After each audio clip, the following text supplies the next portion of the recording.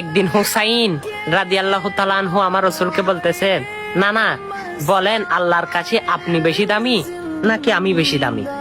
তখন আমার রাসূল হেসে হেসে বলে, হুসাইন, আমার আল্লাহর কাছে আমি বেশি দামি। তখন হুসাইন বলে, না না না জান, আমি আল্লাহর কাছে বেশি দামি। কেন জানেন? তখন হুসাইন বলে, নানা জান বলুন তো আপনার বাবার নাম কি?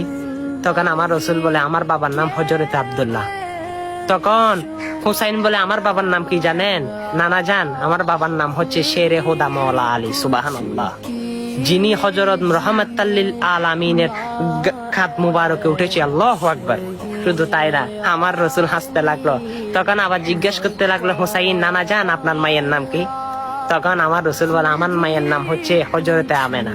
তখন হুসাইন হেসে হেসে বলে, নানা জান আমার মায়ের নাম কি জানে? যিনি হচ্ছে জান্নাতে মহিলাদের সর্দার, যিনি সর্বপ্রথম জান্নাতে সর্বমহিলা সর্বপ্রথম যিনি জান্নাতে প্রবেশ করবেন, তিনি হচ্ছে নবাব নন্দিনী মা ফাতেমাতুজ জোহরা। সুবহানাল্লাহ। তখন আমার রাসূল হাসতে লাগলো। তখন হুসাইন আবার জিজ্ঞেস করে, নানা জান বলুন তো আপনার নানির নাম কি? তখন আমার রাসূল বলে, আমার নানির নাম হচ্ছে বাররা।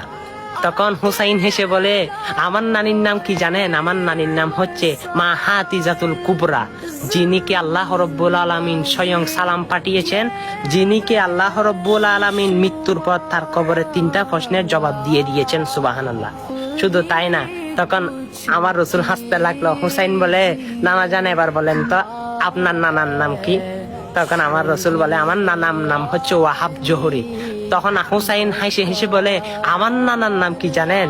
যিনি সরকারে কায়নাত নূরে মুজাসসাম মুহাম্মদুর রাসূলুল্লাহ সাল্লাল্লাহু আলাইহি ওয়াসাল্লাম, যিনি দুনিয়ার বাদশা, যিনি আখিরাতের বাদশা, যিনি শাফায়াতের কান্ডারি, রাহমাতাল লিল আলামিন। আল্লাহু আকবার।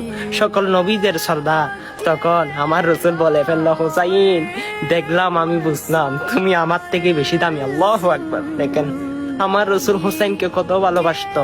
সিজদায় গেলে হুসাইন সিজদায় গেলে আমার রাসূল হুসাইনের গার মুবারকে সিজদায় গেলে হুসাইন আমার রাসূলের গার মুবারকে বসে থাকতো। আমার রাসূল সিজদা থেকে মাথা তুলতো না। সুবহানাল্লাহ।